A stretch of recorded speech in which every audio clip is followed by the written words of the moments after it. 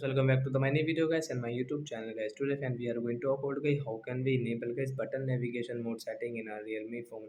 Friends, you don't have guys your three button navigation. So how can you enable guys your three button navigation? Today I will show you in this video guys. And friend, how can we disable guys this gesture navigation mode setting? You don't like, so guys you can disable, and friends you can enable your button navigation. So I first of all open your phone setting to enable your button navigation setting guys and scroll it. Friends, you can see guys your system setting guys. Click on guys your system setting guys, tap here guys, click on your system navigation setting guys, tap here. First you can see guys your button navigation setting guys, left side guys, you will have to tap here and come back. So friends, you can see guys we have this button navigation, so when we can use our back and home screen button. And friends, you can see guys your gesture navigation mode will disable, button navigation will enable in Realme phone. So friends, we can use this three button navigation. So that's it guys. Thanks for watching the video guys. Bye bye friends. We will meet on the next video. Bye friends. Thanks for watching. Before going, please comment and like the video.